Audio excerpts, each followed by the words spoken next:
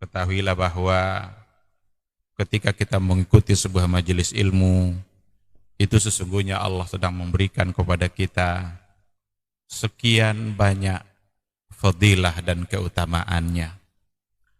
Karena sungguh sangat mulia orang-orang yang berada di majelis ilmu.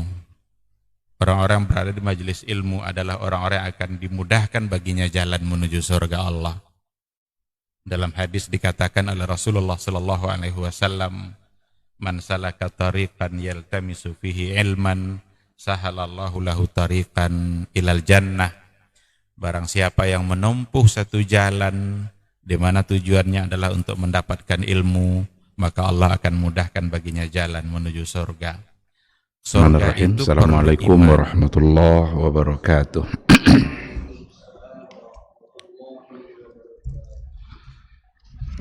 Innal hamdalillah nahmaduhu wa nasta'inuhu wa nastaghfiruh wa na'udzu billahi min shururi anfusina wa min sayyiati a'malina. May yahdihillahu fala mudhillalah wa may yudlilhu falan tajida lahu waliyyan mursyida. Asyhadu an la ilaha illallah wahdahu la syarikalah wa asyhadu anna Muhammadan abduhu wa rasuluhu la nabiyya wa la rasula ba'dah. Ikhwati fillah, ma'asyiral hadirin rahimakumullah. Mari sama-sama kita kembali bersyukur pada Allah Subhanahu wa taala.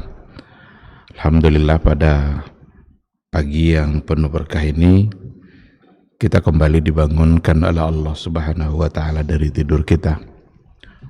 Mudah-mudahan bangunnya kita selalu membuat kita bisa berzikir dan bersyukur kepada Allah Subhanahu wa taala. Selalulah memulai hari kita dengan hal-hal yang baik, sebagaimana kita hendaknya selalu mengakhiri hari kita dengan hal-hal yang baik. Alhamdulillah, subuh berjamaah sudah kita tunaikan, dan alhamdulillah kita bersemangat untuk duduk di majelis ilmu. Mudah-mudahan keberadaan kita di majelis ilmu pada pagi ini memberikan ketenangan jiwa, membuat kita mendapatkan rahmat dan kasih sayang Allah Subhanahu wa ta'ala. Sama-sama kita juga harus bersalawat dan salam untuk Rasulullah sallallahu alaihi wasallam. Allahumma salli ala Muhammad wa ala ali Muhammad.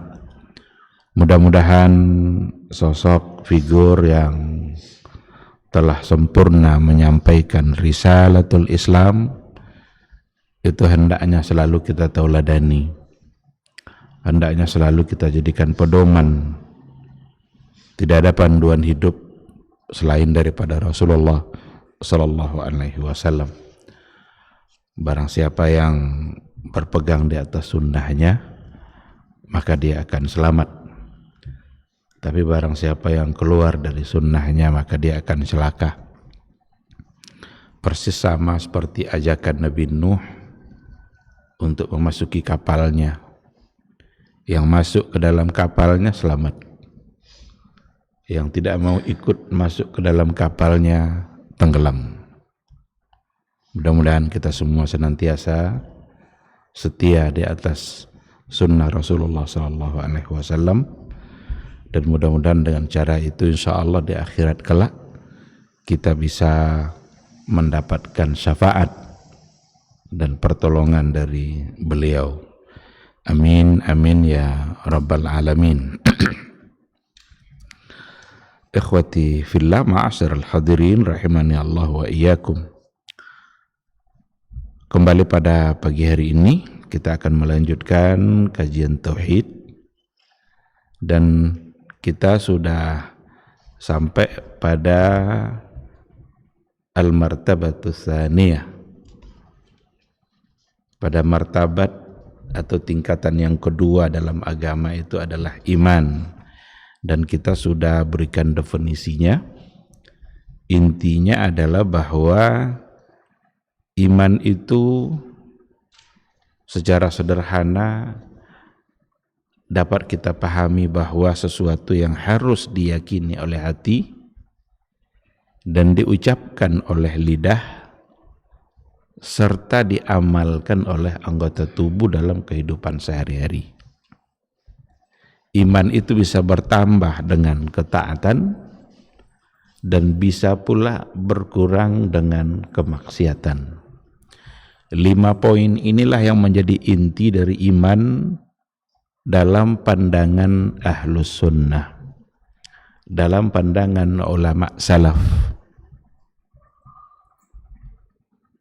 Harus diucapkan, diyakini oleh hati, kemudian diamalkan oleh anggota tubuh. Bisa bertambah dan bisa pula berkurang. Ini yang sudah kita sampaikan pada pertemuan sebelumnya. Bahkan kita sampaikan juga bahwa perkara-perkara yang dapat menyebabkan iman itu bisa bertambah. Apa contohnya? Ziyadatul ilmi wa ziyadatul amal, tilawatul Quran wa suhbatul akhyar.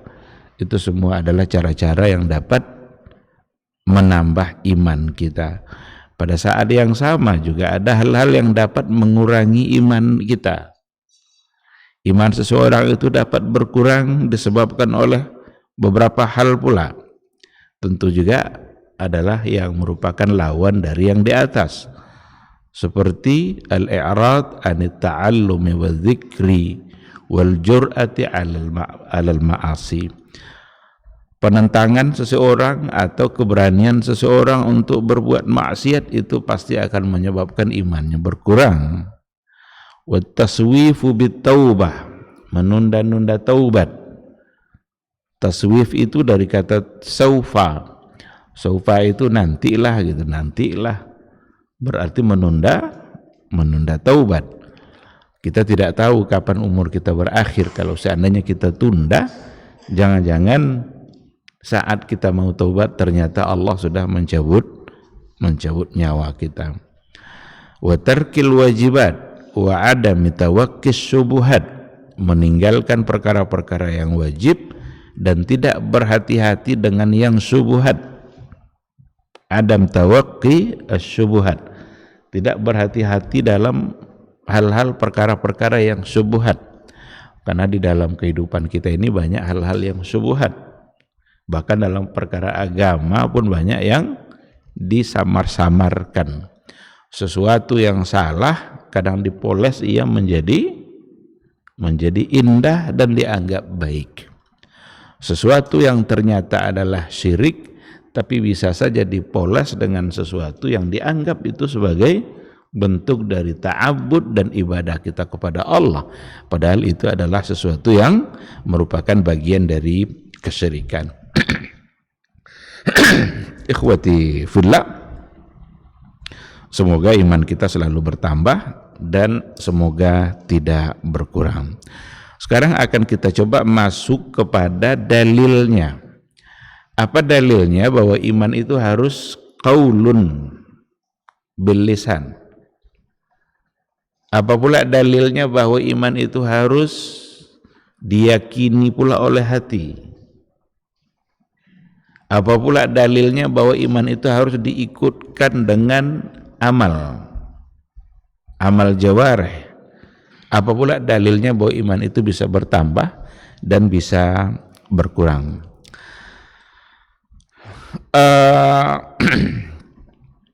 Yang pertama, ad-dalilu ala annahu qaulun, dalil bahwa sesungguhnya iman itu harus terucap oleh lidah. Qauluhu ta'ala, qulu amanna billahi wa ma unzila ilaina wa ma unzila ila Ibrahim wa Ismail wa Ishaq wa Yaqub wal asbat. Ketika dikatakan oleh Allah qulu amanna, katakanlah itu berarti ucapkan.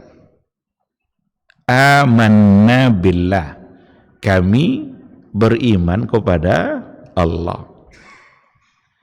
Kalau memang iman itu adalah qaulun, maka lafaz la ilaha illallah itu harus terucap Seandainya ada orang yang sekedar meyakini di dalam hati saja tapi belum pernah dia ucapkan, berarti belum dia sebagai orang yang beriman, karena belum terucap.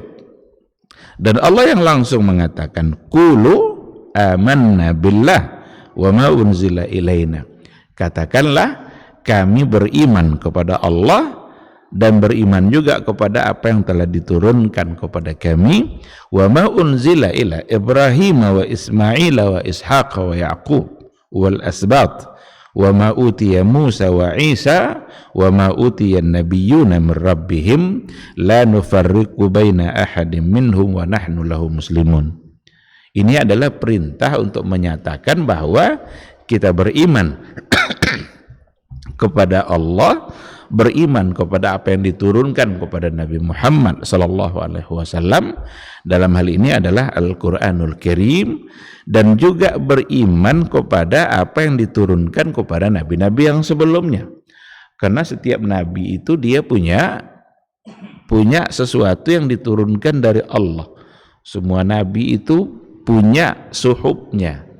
Ada aturan agama yang datang dari Allah Subhanahu wa ta'ala. Cuma memang tidak semua kitab-kitab itu yang disampaikan kepada kita. Apa nama kitabnya? Yang disampaikan paling kan untuk Nabi Musa ada Taurat, untuk Nabi Isa ada Injil, untuk Nabi Daud ada Zabur, untuk Nabi Musa, Nabi Ibrahim kan ada juga. Inna hadza la fi suhufil ula suhufi Ibrahim wa Musa. Berarti ada suhuf yang turun kepada Nabi Ibrahim. Ada pula suhuf yang diberikan kepada Nabi Musa. Semua itu kita wajib percaya bahwa Allah menurunkannya. Tapi beda nanti ketika kita percaya kepada Al-Qur'anul Karim, tidak sekedar kita percaya kepada Al-Quran dan isi-isinya, tetapi untuk kemudian diamalkan dalam kehidupan sehari-hari. Adapun untuk Taurat, Injil, kita percaya bahwa Allah pernah menurunkan itu kepada nabi-nabi yang sebelumnya, suhuf-suhuf yang ada, tetapi sekedar untuk diimani, bukan lagi untuk diamalkan. Kenapa demikian? Karena Al-Quran yang diturunkan kepada Nabi Muhammad nasikhun lima qablahu, itu menghapus yang sebelumnya, yang tinggal hanyalah Al-Quran. Oleh karena itu ketika ada orang sekarang ingin bertahan di atas kitab-kitab sucinya yang lama, kan Allah juga yang menurunkan. Kami tetap ajalah berada dalam Taurat. Tidak bisa. Karena Taurat sudah dinasakh oleh Al-Quran. Maka mereka wajib beriman kepada Al-Quran. Ketika ada pula orang-orang yang bilang kami tetap ajalah berada di atas Injil kami. Kan itu kitab samawi juga. Kami mengamalkan Injil, kalian mengamalkan Al-Quran. Tidak bisa. Karena Al-Quran sudah menghapus kitab-kitab yang sebelumnya. Maka belum dia akan pernah disebut sebagai seorang yang mukmin kalau seandainya dia belum beriman dengan Al-Quran dan belum mengamalkan isi Al-Quranul Karim. Nah, ketika dikatakan qulu amanna, ini adalah bentuk dari qaul. Maka ayat ini memastikan kepada kita iman itu harus terucap, harus diucapkan oleh lidah, selain daripada diimani oleh atau dipercaya oleh hatinya. Ayat ini juga sejalan dengan apa yang dikatakan oleh Rasulullah Sallallahu Alaihi Wasallam dalam sebuah hadisnya, "Qul amantu billah tsumma istaqim." Qul, katakanlah, amantu billah tsumma istaqim. Ini hadis ini disampaikan oleh Rasulullah Sallallahu Alaihi Wasallam kepada salah seorang sahabat yang bertanya. Dia bilang, ya Rasulullah, tunjukkan kepada saya sesuatu yang kalau seandainya itu saya amalkan, saya tidak akan nanya-nanya lagi yang lain tentang sesuatu itu. Tunjukkan kepada saya. Disitulah Rasulullah Shallallahu Alaihi Wasallam mengatakan, Qul amantu billah tsumma istaqim. Katakanlah, saya beriman kepada Allah, kemudian istiqamah di atas kata-kata itu. Kalaulah memang orang sudah konsisten dengan kata iman itu, konsisten dalam artian ucapan iman yang ada di lidahnya sejalan dengan apa yang dia akan lakukan, artinya dia istiqamah di atas konsekuensi iman, maka benar-benar dia akan selamat dan tidak perlu nanya-nanya yang lain lagi. Nah, satu ayat dan satu hadis ini menunjukkan bahwa iman itu benar-benar harus terucap, karena itu adalah perintah dari Rasulullah Sallallahu Alaihi Wasallam. Ad-dalilu ala annahu i'tiqad, sedangkan dalil bahwa sesungguhnya iman itu adalah i'tiqad, keyakinan di dalam hati. Jadi enggak cukup hanya sekedar ucapan lisan saja. Seandainya ada orang yang lidahnya berucap tetapi hatinya tidak meyakini, berarti dia belum beriman, karena hatinya tidak ikut meyakini apa yang diucapkan. Banyak orang-orang jahiliyah dulu yakin dia bahwa yang dibawa Nabi itu benar, yang disampaikan oleh Rasul itu tak terbantahkan, hatinya mengakui itu, tetapi lidahnya tidak mau mengucapkan. Maka Abu Talib tidak pernah disebut sebagai seorang yang muslim, karena tidak mau mengucapkan la ilaha illallah. Padahal dakwah Nabi dia bela, kalau ada yang mengganggu Rasul jangan coba-coba. Dialah yang pertama untuk melawannya, menghadangnya. Ada semacam keyakinan mereka akan kebenaran apa yang dibawa oleh Nabi itu. Cuma mereka belum mau untuk mengakuinya. Apa namanya itu, mengucapkannya, gengsi dia. Padahal itu kebenaran yang tidak bisa ditolak. Nah, maka dalil yang mengatakan bahwa iman itu adalah i'tiqad itu adalah qauluhu ta'ala, firman Allah Subhanahu wa ta'ala, amanar rasulu bima unzila ilaihi min rabbih wal mu'minun kullun amana billahi wa malaikatihi wa kutubihi wa rusulih la nufarriqu baina ahadim min rusulih.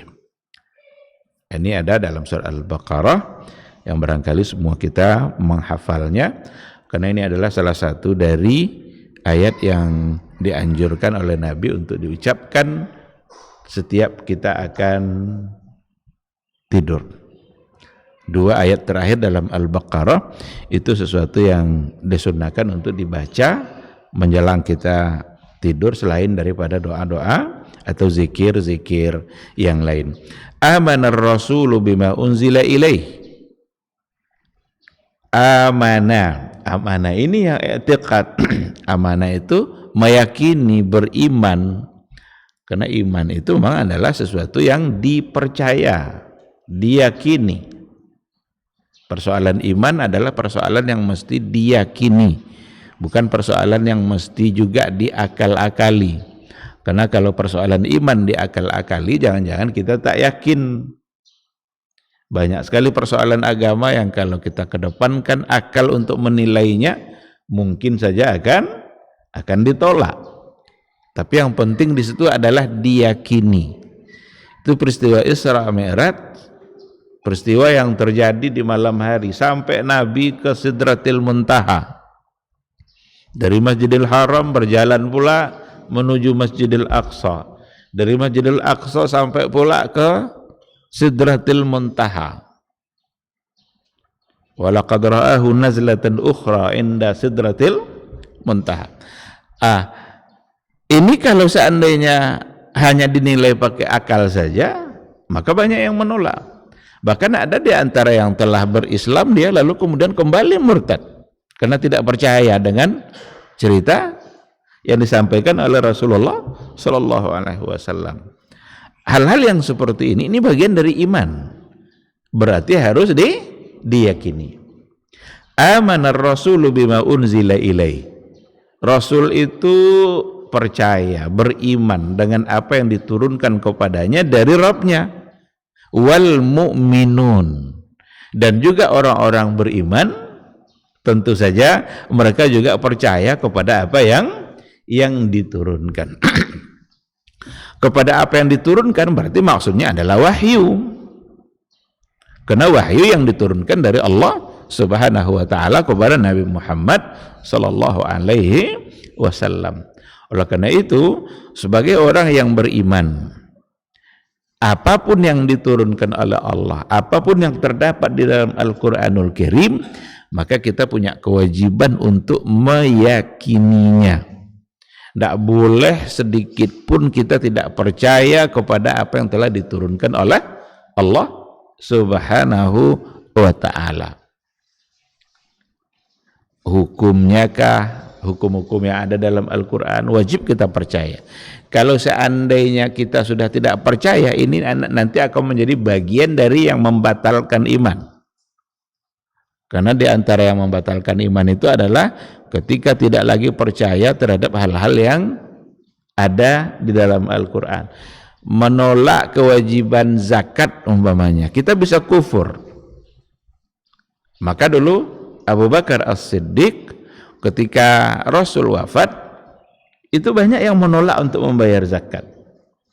Dianggapnya pembayaran zakat itu hanya ketika Nabi masih hidup. Mereka tidak mau lagi untuk membayar zakat. Dianggapnya sudah tidak wajib lagi. Diperangi oleh Abu Bakar. Abu Bakar memerangi, bahkan membunuh mereka, itu dipastikan bahwa mereka sudah tidak lagi Islam. Kalau mereka masih Muslim, tidak mungkin untuk dibunuh. Maka menolak hal-hal yang seperti itu bisa membuat kita menjadi keluar dari agama. Beda nanti ketika meninggalkannya bukan karena menolak kewajiban. Dia tidak sholat, tapi bukan karena menolak kewajiban. Dia masih yakin itu adalah wajib, cuma dia malas. Itu tidak membuat dia keluar dari agama, karena tidak menolak kewajibannya, cuma untuk mengerjakannya dia yang malas. Untuk yang seperti itu berarti imannya yang berkurang. Dia tetap berada dalam keimanannya tapi berkurang, maka bisa disebut sebagai mukmin fasik. Mukmin fasik. Beriman memang tapi dia fasik. Meninggalkan kewajiban-kewajiban yang telah ditetapkan oleh Allah Subhanahu wa taala. Nah, jadi meyakini semuanya, meyakini kisah-kisah yang ada dalam Al-Qur'an. Jangan ditolak. Jangan dipakai akal nanti untuk menilainya. Oh, ini kayaknya tidak mungkin nih. Berarti ini bermasalah pada imannya ini. Apa contohnya? Nabi Musa punya tongkat, dan tongkat Nabi Musa itu bisa menjadi ular. Ini kisah yang ada dalam Al-Quran. Ini kayaknya mana mungkin tongkat bisa jadi ular. Ashabul Kahfi diceritakan dalam Al-Quranul Karim itu tidur selama 309 tahun. Tidur selama 309 tahun. Kalau kita nilai pakai akal kita, nggak mungkin ini, mustahil. Tetapi Allah yang menceritakannya. Maka ketika dikatakan amanar rasulu bima unzila ilaihi min rabbi wal mu'minun, berarti ar-rasulu wal mu'minun, rasul dan orang-orang beriman itu, jika benar mereka beriman, maka amana bima unzila ilaihi, beriman, percaya kepada apa yang diturunkan kepada rasulnya dari Rabbnya. Kullun amana billahi wa malaikatihi wa kutubihi wa rusulih la nufarriqu baina ahadim min rusulih. Semua mereka beriman kepada Allah, percaya kepada Allah, para malaikatnya, kitabnya, rasulnya. La nufarriqu baina ahadim min rusulih, kami tidak membeda-bedakan di antara rasul-rasul itu. Nah, jadi ayat ini adalah sebagai dalil bahwa sesungguhnya iman itu mesti ada i'tiqad. Tidak cukup dengan qaulun saja, tapi keyakinan yang ada di dalam hati. Percaya sepenuhnya karena yang menyampaikannya adalah datang dari Allah, dibawa oleh Jibril Al-Amin, diterima pula oleh Nabi Muhammad Al-Amin sallallahu alaihi wasallam. Jadi Jibril itu juga disebut sebagai Al-Amin. Ar-Ruhul Amin itu Jibril. Dan Nabi Muhammad sendiri juga disebut dengan Al-Amin. Al-Amin itu kan artinya terpercaya. Al-Quran itu dibawa oleh yang terpercaya, diterima pula oleh orang yang percaya, jujur. Tidak pernah terdapat berbohong sekalipun dalam diri Rasulullah Sallallahu Alaihi Wasallam. Itu pengakuan orang-orang jahiliyah. Mereka akui akhlak Nabi itu. Benar-benar dia adalah orang yang jujur. Tidak pernah kami menemukan walaupun satu kali dia pernah berbohong. Tapi ketika sudah disampaikan persoalan akidah, persoalan tauhid, mereka langsung tidak bisa menerimanya. Jadi inilah dalil yang memastikan, ini satu di antara sekian dalil yang ada bahwa iman itu adalah i'tiqad. Wa dalilu ala annahu i'tiqadun wa amal, dan dalil bahwa sesungguhnya iman itu adalah i'tiqadun wa amal, ada keyakinan dan harus diikutkan dengan amal. Ini nanti perlu dipahami secara baik untuk membantah aliran-aliran yang muncul pada masa dahulu yang ada di antara mereka yang mengatakan bahwa iman itu akan tetap sempurna meskipun tidak diikutkan dengan amal. Ada di antara mereka yang bilang seperti itu, seperti dari kelompok Murji'ah. Jadi kelompok Murji'ah mengatakan iman itu kalau sudah terucap maka dia akan tetap berada dalam kesempurnaannya meskipun dia melakukan perbuatan maksiat atau dia tidak mengerjakan ketaatan kepada Allah. Imannya sempurna. Di satu sisi kelompok Khawarij itu merupakan kebalikan dari Murji'ah. Khawarij mengatakan bahwa seorang yang sudah beriman kepada Allah, jika dia melakukan kemaksiatan, dosa-dosa besar, dia bisa keluar dari imannya. Berarti tidak lagi dia beriman. Ahlus sunnah atau keyakinan ulama salaf itu berada di tengah-tengah. Tidak seperti Murji'ah dan tidak pula seperti Khawarij. Maka iman itu i'tiqadun wa amal, yang sebelumnya adalah qaul, ada keyakinan dan harus diikutkan dengan amal. Apa dalilnya?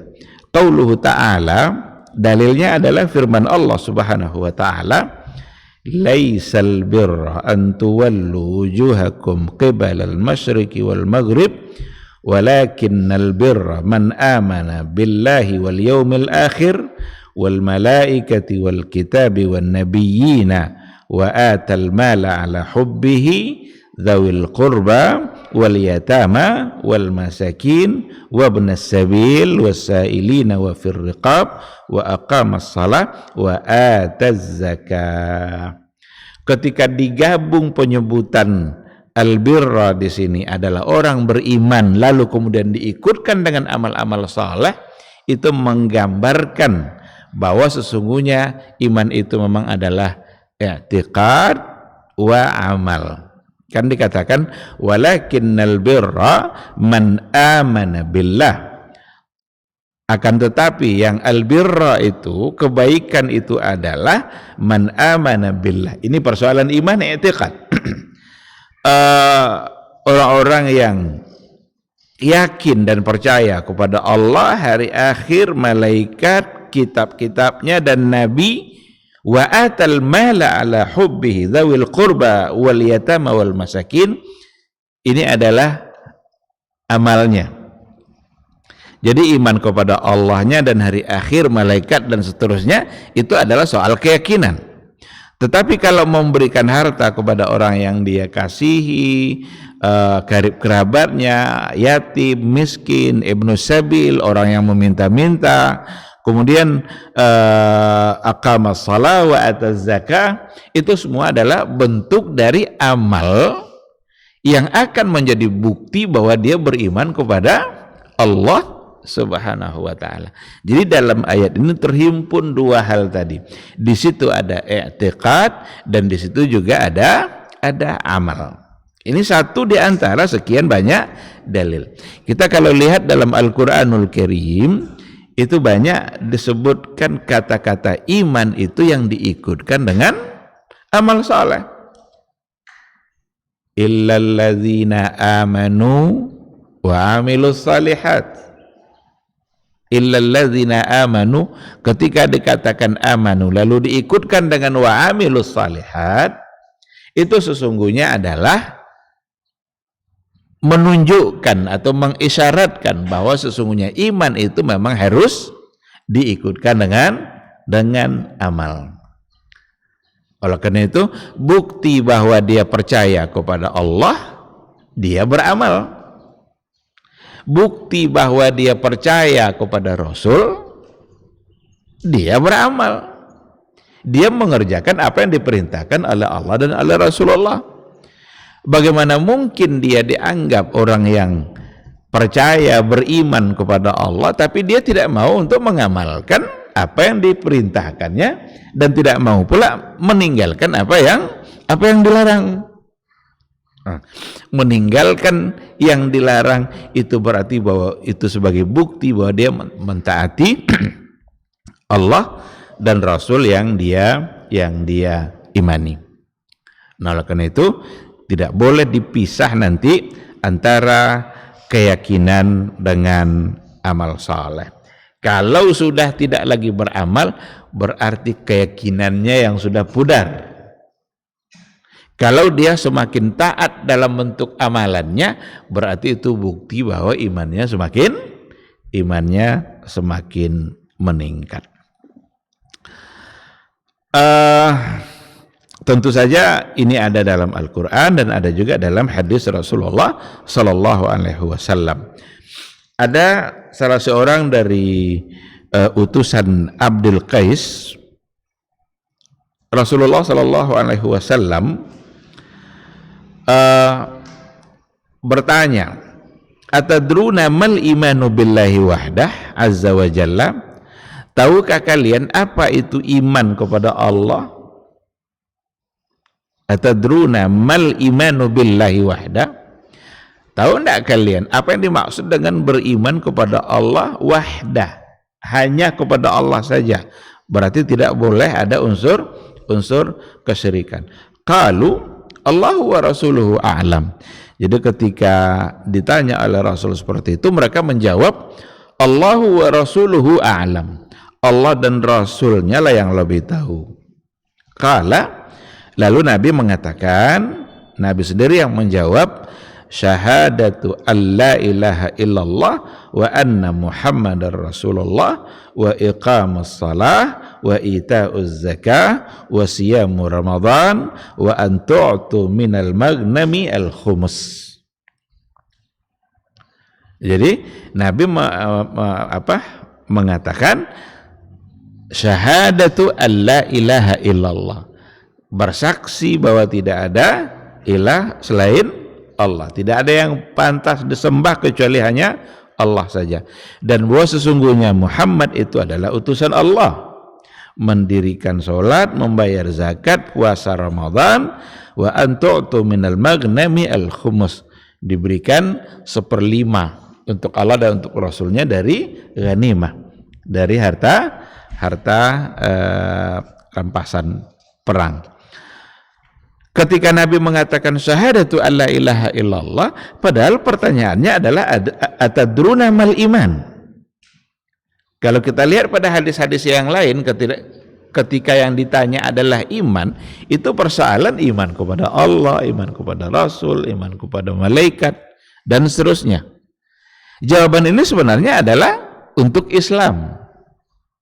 Tapi di sini Nabi menjawab ketika pertanyaannya atadruna mal iman, tapi jawabannya justru adalah berkaitan dengan amaliyah, ibadah-ibadah yang harus dikerjakan.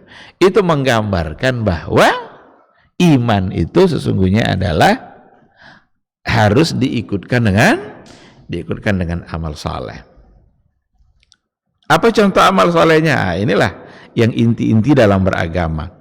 Dia bersyahadat, bersaksi, kemudian ia mengerjakan sholat, bayar zakat, puasa Ramadan, dan memberikan ghanimah seperlimanya adalah untuk Allah dan untuk Rasulullah Sallallahu Alaihi Wasallam. Nah, dari ayat dan dari hadis ini disimpulkanlah oleh para ulama bahwa yang namanya iman itu adalah i'tiqadun wa amal. Harus ada keyakinan, kemudian harus diikutkan dengan amal. Wa min adillati ziyadatihi, apa pula dalil nanti yang menunjukkan bahwa iman itu bisa bertambah? Kan tadi dikatakan bahwa al-imanu yazidu wa yanqus. Iman itu bisa bertambah, bisa pula berkurang. Apa pula dalilnya? Dalilnya juga diambil dari Al-Quranul Karim. Apa diantaranya? Innamal mu'minuna alladzina idza dzukirallahu wajilat qulubuhum wa idza tuliyat alaihim ayatuhu zadathum imana wa ala rabbihim yatawakkalun. Ini Al-Anfal ayat 2. Sesungguhnya orang-orang yang beriman, yaitu orang-orang yang apabila diingatkan Allah kepadanya, disebut Allah kepadanya, wajilat qulubuhum, tergugah hatinya, bergetar hatinya. Wa idza tuliyat alaihim ayatu, apabila dibacakan pula kepada mereka ayat-ayat Allah, zadathum imana, bertambahlah imannya. Ketika dikatakan zadathum imana, langsung Allah yang bilang zadathum imana, bertambah imannya. Berarti iman bisa bertambah. Karena Allah langsung yang mengatakan. Dengan cara apa bertambahnya? Kalau yang ada dalam ayat ini ya dengan mengingat Allah, kemudian dengan membaca Al-Quranul Karim. Maka kalau seandainya datang masa mungkin kita malas untuk beribadah, atau datang masa-masa futur dan lain sebagainya, sesungguhnya kita bisa kembali kepada Al-Quran. Awali dulu dengan semangat membaca Al-Quranul Karim. Membaca Al-Quran seperti itu akan bisa insya Allah memberikan semangat kembali untuk beramal saleh. Dan membaca Al-Quran itu sendiri sesungguhnya adalah bagian dari amal saleh. Karena dia adalah firman Allah, dia adalah perkataan Allah, dia adalah surat yang datang langsung dari Allah Subhanahu wa ta'ala. Dan itu adalah mukjizat. Salah satu dari bentuk mukjizatnya, membacanya saja, membaca lafaznya saja, itu bisa membuat hati kita menjadi tenang, bisa membuat hati kita menjadi muncul semangat kembali untuk kembali kepada Allah Subhanahu wa ta'ala. Wa ala rabbihim yatawakkalun, dan kepada Rabbnya lah mereka bertawakal. Ada dalam ayat yang lain, dalam Al-Mudaththir ayat 31, wa yazdadallazina amanu imana, wa yazdadallazina amanu imana, dan orang-orang beriman itu yazdadu imana, bertambah imannya. Nah, ikhwati fillah, Ini adalah di antara dalil-dalil yang mengatakan bahwa iman itu bisa bertambah. Apa pula dalilnya bahwa iman itu bisa berkurang? Kalau tadi bisa bertambah, sekarang bisa berkurang. Wa minal adillati ala naqsihi, dan di antara dalil-dalil yang menunjukkan bahwa iman itu bisa berkurang adalah qauluhu sallallahu alaihi wasallam lin nisa, perkataan Nabi yang beliau sampaikan kepada para perempuan. Apa di antaranya? Ada Nabi mengatakan di hadapan para wanita, para sahabiat ketika itu, ma ra'aitu min naqisati aqlin wa dinin aghlabu lidhi lubbin minkunna. Jadi kata Rasul, saya tidak melihat di antara naqisati aqlin wa dinin. Naqisati aqlin wa dinin artinya orang-orang yang kurang dari sisi akal dan din. Dan din itu artinya agama, berarti bagian dari iman. Ketika dikatakan naqisati aqlin wa dinin, orang-orang yang kurang akal dan agamanya, aghlab lidzilub minkunna, yang lebih banyak daripada kalian-kalian yang perempuan ini. Jadi artinya perempuan-perempuan berdasarkan kepada hadis ini adalah orang-orang yang naqisati aqlin wa dinin, kurang dari sisi akal dan agama. Ini perlu dipahami secara baik, karena ini menjadi pintu oleh orang-orang liberal, orang-orang orientalis untuk menuduh Islam yang cenderung tidak menghormati perempuan. Ini salah satu dalilnya oleh mereka. Dianggap ini sebagai diskredit terhadap perempuan, merendahkan, karena dianggap sebagai kurang akal dan kurang agama. Padahal kalau seandainya ini dipahami secara baik, apa yang dimaksud oleh Nabi tentu bukanlah untuk menghina. Nabi mengatakan sesuatu bukan berdasarkan keinginan hawa nafsunya, tapi berdasarkan kepada wahyu.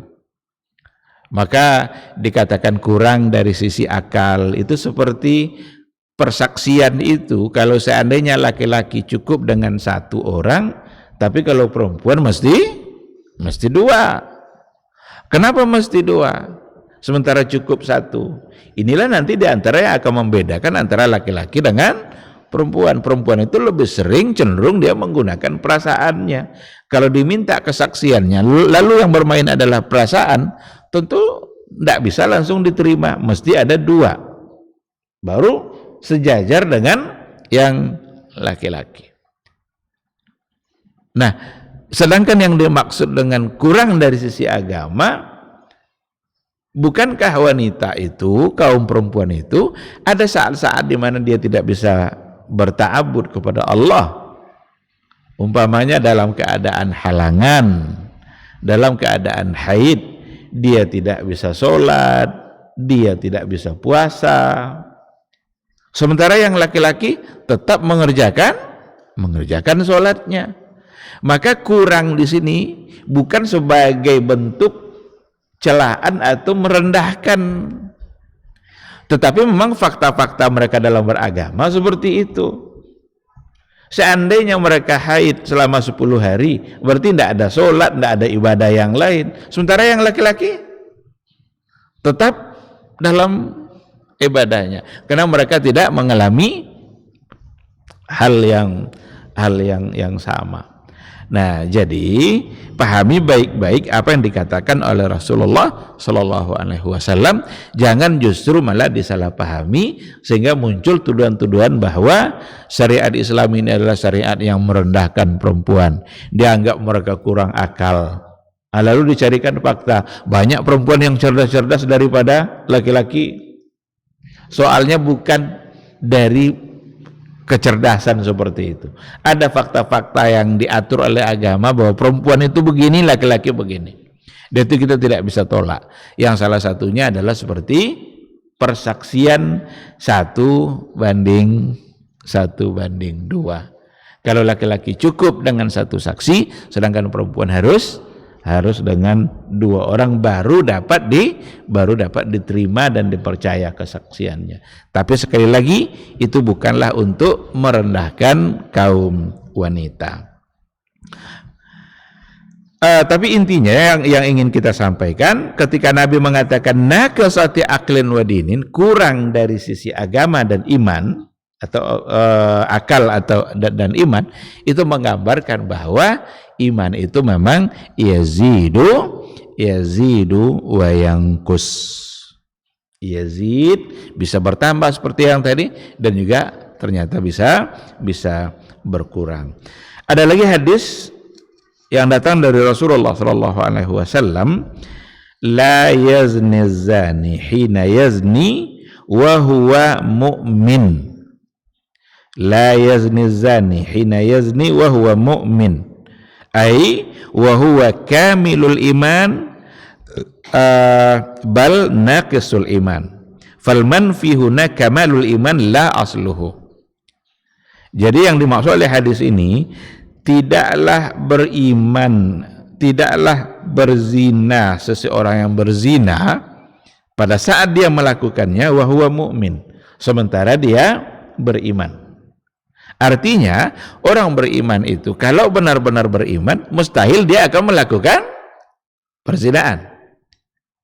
Tetapi kalau terjadi juga, maka yang dinafikan di sini adalah dinafikan kesempurnaan imannya. Berarti imannya sudah tidak sempurna lagi. Kalau tidak sempurna berarti berkurang. Jangan pula seperti kelompok Khawarij yang salah dalam memahami hadis ini, dianggapnya la di sini tidak beriman itu artinya keluar dari agama, sehingga orang-orang yang melakukan perbuatan-perbuatan itu berarti dia tidak beriman lagi. Kalau tidak beriman berarti keluar dari Islam. Itu keyakinan yang ada pada orang-orang Khawarij berdasarkan kepada hadis ini. Tetapi ulama salaf, ulama ahlus sunnah tidak memahaminya seperti itu, karena dikatakan fal manfi huna kamalul iman. Yang dinafikan di sini adalah kesempurnaan imannya, la asluhu, bukan asal iman itu sendiri. Artinya bukan iman itu yang dihapus dari dia, tapi kesempurnaannya. Maka arti hadis ini adalah seseorang yang beriman itu kalau dia berzina juga berarti dia tidak sempurna imannya, berarti berkurang. Bukan berarti artinya mereka tidak lagi beriman kepada Allah sebagaimana yang diyakini oleh orang-orang Khawarij. Maka hadis ini adalah hadis yang menunjukkan kemungkinan iman itu bisa berkurang. Inilah yang sebagai dalil ya untuk 5 poin yang tadi itu, bahwa iman itu memang harus terucap, harus diyakini, harus diamalkan, dan bisa bertambah, bisa berkurang. Semuanya dikembalikan oleh para ulama kepada Al-Quranul Karim dan kepada hadis-hadis Rasulullah Sallallahu Alaihi Wasallam. Oleh karena itu, dari beberapa hadis yang tadi sudah kita baca, dikatakan bahwa fala islama illa bi iman wala imana illa bi islam, fala budda min hadza wa hadza. Maka tidak akan ada Islam kecuali dengan iman, dan tidak pula akan pernah sempurna iman itu kecuali dengan Islam. Artinya kesempurnaan iman kita akan ada pada amal. Jadi tidak akan pernah sempurna iman kecuali dengan Islam. Itu artinya adalah tidak akan pernah sempurna keyakinan yang ada di hati kita kecuali kalau seandainya sudah diikutkan dengan amal. Kalau ada orang yang sudah cenderung meninggalkan amal, itu pertanda bahwa imannya sudah mulai pudar, berkurang. Orang puasa, dia tidak puasa, padahal yang dipanggil adalah orang-orang beriman. Ya ayyuhallazina amanu kutiba, hai orang-orang beriman, berarti orang-orang yang punya keyakinan, lalu diajak untuk beramal. Kutiba alaikumusiyam, itu artinya bahwa iman harus diikutkan dengan amal. Dan amal itu berarti amal zahir yang biasa disebut sebagai bagian dari Islam. Ini mungkin yang menjadi bahasan kita, biar kita bisa bertanya jawab. Jadi untuk kesimpulannya saya kira jelas ya, tidak perlu kita simpulkan lagi. Yang namanya iman mesti terkumpul padanya perkara-perkara yang tadi itu, perkataan, keyakinan, amal soleh, dan dia bisa bertambah, bisa berkurang. Silakan kalau seandainya ada yang perlu untuk didiskusikan, dipersilahkan.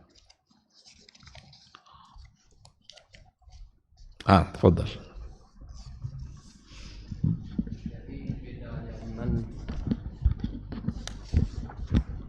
Assalamualaikum warahmatullahi wabarakatuh. Assalamualaikum warahmatullahi wabarakatuh. Jadi bedanya iman dengan rasa syukur,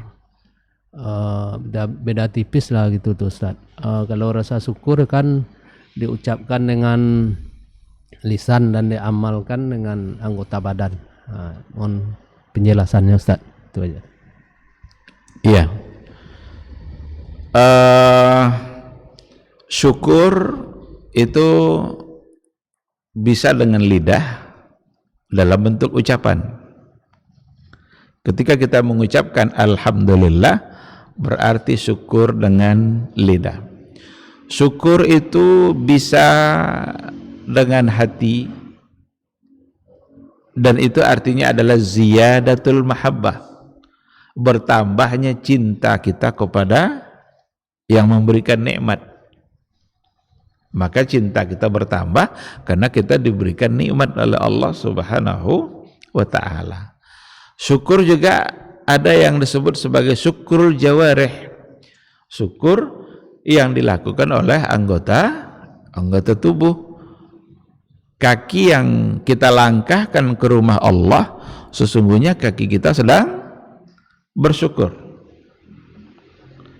Lidah yang kita gunakan untuk berzikir, untuk mengucapkan dan membaca ayat-ayat Allah, membuat kita semakin taat, itu juga bagian dari syukur. Sehat yang diberikan oleh Allah lalu kita gunakan untuk beramal soleh, pergi kita untuk sholat, beribadah kepada Allah, itu semua adalah bentuk dari syukurul jawarih. Dan itu semua adalah bukti dari iman, bukti dari seseorang beriman kepada Allah Subhanahu wa ta'ala. Sehingga ketika ia mendapatkan nikmat dari Allah, dia tidak sombong. Ingat dia kepada yang memberikan nikmat itu. Berapa banyak orang yang ketika diberikan nikmat oleh Allah tapi berubah sikapnya dan ia menjadi orang yang sombong. Berarti dia tidak bersyukur, dan berarti seandainya dia adalah orang beriman, berarti imannya sedang menurun. Karena seharusnya nikmat yang diberikan oleh Allah itu membuat dia semakin cinta dan semakin bersemangat untuk menunjukkan ketundukannya kepada Allah, bukan malah kebalikannya, dia menjadi angkuh. Nah, oleh karena itu syukur itu adalah bukti bahwa seseorang beriman kepada Allah Subhanahu wa ta'ala. Nah, diawali oleh iman, kemudian berpengaruh kepada tindakan baik, itu bagian dari cara mensyukuri nikmat Allah Subhanahu wa ta'ala. Kening yang sujud itu dia sedang bersyukur, berarti ada amal. Dia sadar Allah yang memberikan dia kesehatan, lalu kemudian kesehatannya harus digunakan untuk ketaatan. Karena ada orang yang diberikan sehatnya justru untuk berbuat dosa. Belum dia berhenti berbuat dosa kecuali setelah sakit. Berarti dia kufur nikmat, tidak mensyukuri apa yang diberikan oleh Allah Subhanahu wa ta'ala. Sekira seperti itu korelasi antara iman dengan syukur. Wallahu subhanahu wa ta'ala a'lam. Ya, silakan, fadhal.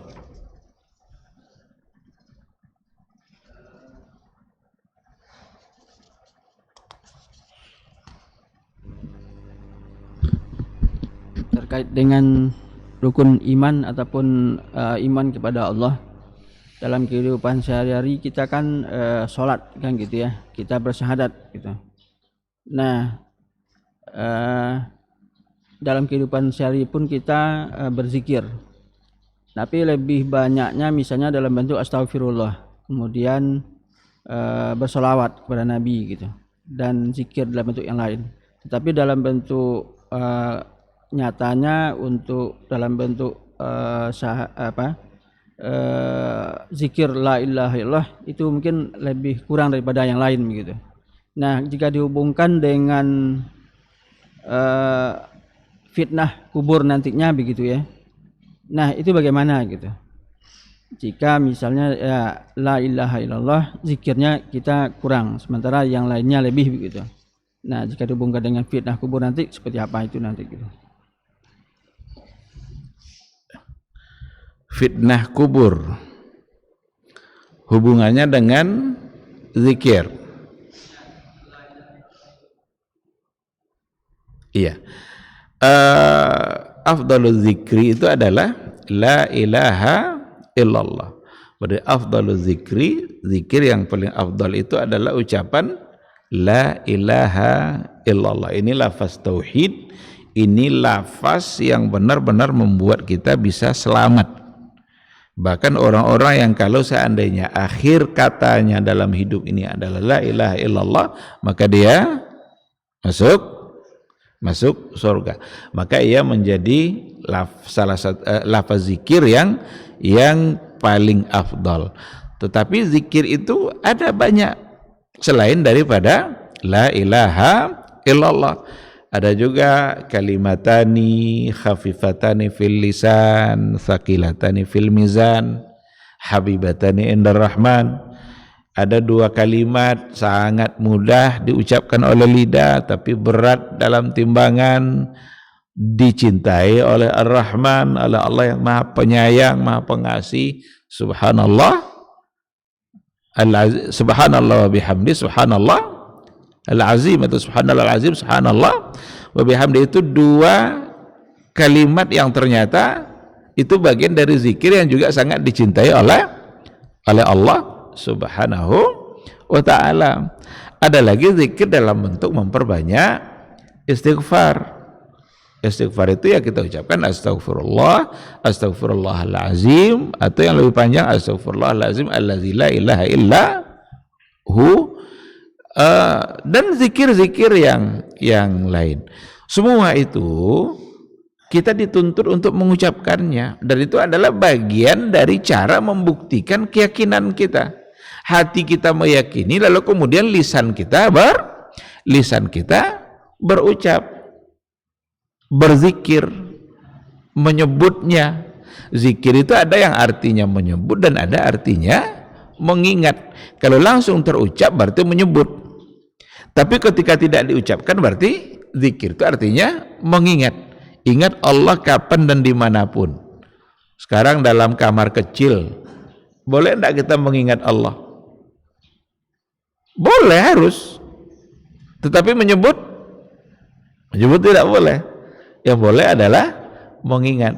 Nah, itu semua adalah bagian dari zikir yang sangat dianjurkan oleh agama dan membuat kita menjadi mulia. Kita tidak mesti juga menghitung ini kira-kira ada berapa kali ini diucapkan ini. Oh, ini kayaknya kurang banyak, ini lebih banyak ini. Saya kira kita tidak pula mesti disibukkan oleh menghitung-hitung seperti itu. Repot kita nanti untuk menghitung-hitung seperti itu. Yang jelas ketika kita tahu ada zikir-zikir yang dianjurkan, berupayalah untuk mengucapkannya, dan harus pernah kita ucapkan dalam kehidupan kita semua zikir yang diajarkan oleh Rasulullah, agar itu menjadi bagian dari kebaikan yang mudah-mudahan itu dicatat oleh malaikat. Nah, silakan untuk memperbanyak. Kadang-kadang kita ucapkan ini, kadang-kadang kita ucapkan yang lain. Bahkan ada di antara tempat-tempat di mana saatnya kita untuk mengucapkan zikir-zikir tertentu.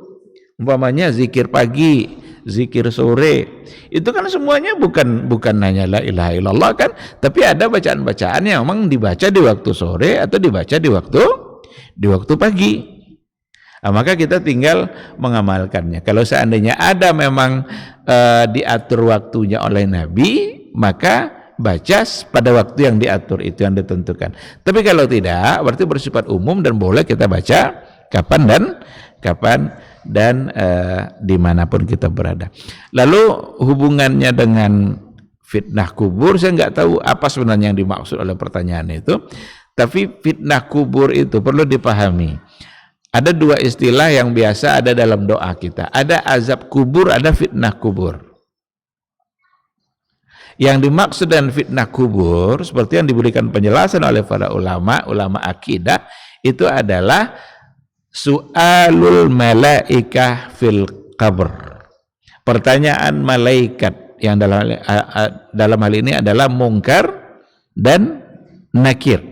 Pertanyaan dua malaikat di dalam kubur kelak, itu yang disebut dengan fitnatul qabri. Kalau azabul qabri, azab kubur, karena ada dosa-dosa yang kita lakukan selama di dunia, diazab di kubur nanti. Apa contohnya? Dia kalau qada hajat, buang air kecil, dia tidak istinja. Pipis dia begini, pergi begitu aja. Pakai mobil, sesak pipis, berhenti, pipis, selesai tanpa ada istinja. Itu adalah salah satu dari sebab azab kubur. An-namimah, menyebarkan fitnah. Datang ke rumah ini, sebarkan fitnah. Datang ke rumah si fulan, sebarkan pula fitnah. Itu penyebab azab kubur. Apalagi penyebab azab kubur? Hutang yang tidak dibayar. Karena ada punya hutang, bayarlah secepat mungkin. Karena itu akan menjadi penyebab azab kubur. Itu azab kubur. Tapi kalau fitnah kubur, itu pertanyaan malaikat. Nanti ditanya, semua kita ditanya. Bahkan belum pergi orang-orang yang menimbun kita itu, orang-orang menguburkan kita masih ada di situ. Akan datang malaikat, dua malaikat. Kemudian dia bertanya, ma rabbuka, ma dinuka, ma nabiyuka. Siapa Rob kamu, siapa nabimu, siapa agamamu? Jawaban itu tergantung nanti dari amal kesehariannya di dunia. Kalau seandainya dia beramal di dunia dan amal-amal soleh, insya Allah bagi dia akan mudah. Tapi kalau seandainya dia adalah pendosa yang tidak beramal soleh, dikhawatirkan itulah nanti yang akan merasakan fitnah kubur. Nah, mudah-mudahan zikir yang selalu terucap oleh lidah kita membuat kita semakin taat kepada Allah dan membuat kita bisa selamat dari fitnah kubur. Selamat itu maksudnya bukan tidak ditanya, tapi selamat itu maksudnya adalah mudah dalam menjawab pertanyaan. Tidak bisa dihafal-hafal, kan mudah sebenarnya 3 pertanyaan itu kan. Siapa nabimu, siapa Rob kamu, kan mudah sekali pertanyaannya. Anak-anak SD hafal deh. Tapi persoalannya bukan menghafal sekarang. Hafalnya bukan hafal lisan, tapi menghafalnya adalah dengan cara mengamalkan Islam. Itulah cara untuk menghafal jawaban yang akan ada di dalam kubur nanti. Sekarang seperti itu. Wallahu subhanahu wa ta'ala a'lam. Silakan. Assalamualaikum warahmatullahi wabarakatuh. Assalamualaikum. Pertanyaannya begini, Ustaz. Kan ada istilah tauhid itu kan, kita ya mengesahkan Allah, beribadah hanya kepada Allah. Terus ada pengertian iman kan yang sudah Ustaz jelaskan kan. Yang kemudian ada istilah akidah itu, Ustaz. Jadi yang Anda tanyakan, bedanya atau adakah perbedaan antara istilah tauhid, akidah gitu, Ustaz, hubungannya dengan iman, Ustaz? Demikian, Ustaz. Iya. Tauhid, akidah ini adalah dua kata yang biasa kita dengar dalam kajian-kajian tauhid tentu saja. Apakah ada perbedaan di antara keduanya? Secara substansi tentu ada. Kita kalau bicara tauhid, kalau kita bicara mengesahkan Allah, berarti kita fokus bicara pada Allah Subhanahu wa taala yang harus kita tauhidkan. Tauhid itu artinya satu, esa. Tauhid dalam rububiyah Allah itu tauhid, kita harus mentauhidkannya. Ini yang akan kita bahas insyaallah pada pertemuan yang akan datang. Sudah mulai masuk ke penjelasan masing-masing poin dari iman itu. Jadi kalau untuk tauhid ya tentu saja kita fokus bicara Allah Subhanahu wa taala. Hanya Dia yang pantas kita sembah, berarti tidak boleh kita syirik. Karena syirik itu nanti akan merusak tauhid kita.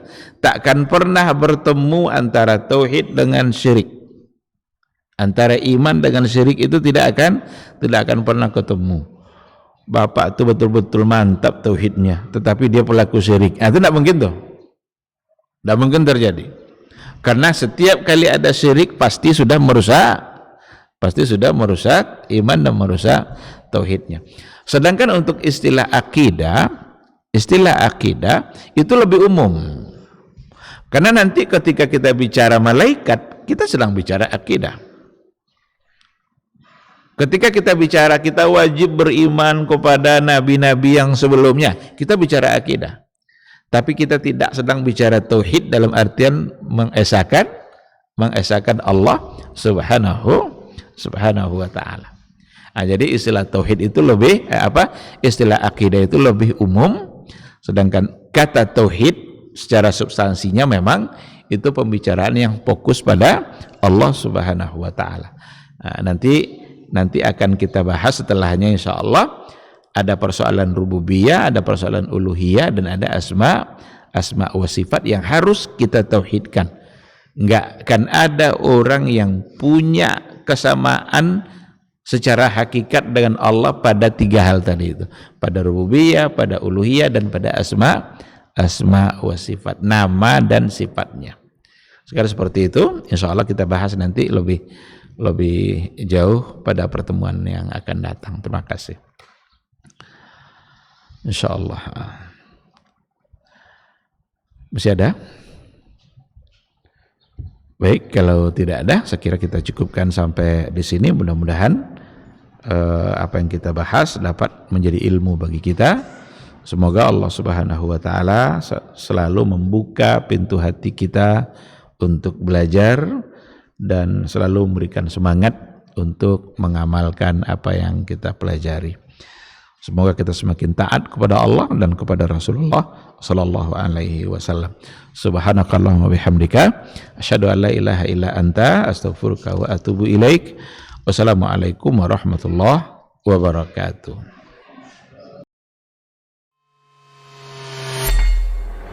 Di para sahabat itu, kaum muslimin, yang terbayang bagi mereka itu adalah infak. Yang terbayang bagi mereka adalah sebuah kebahagiaan, keselamatan di akhirat yang kekal dan abadi di sisi Allah tabaraka wa taala. Semua kita boleh klaim sekarang. Kamu cinta Nabi? Cinta Ustaz. Cinta Nabi? Cinta Ustaz. Termasuk saya. Cinta Nabi? Cinta. Kapan tahunya? Besok di akhirat. Maka apa kata Nabi sallallahu alaihi wasallam? Amalur rajuli biyadihi. Penghasilan yang terbaik adalah pekerjaan yang dilakukan oleh seseorang dengan tangannya sendiri.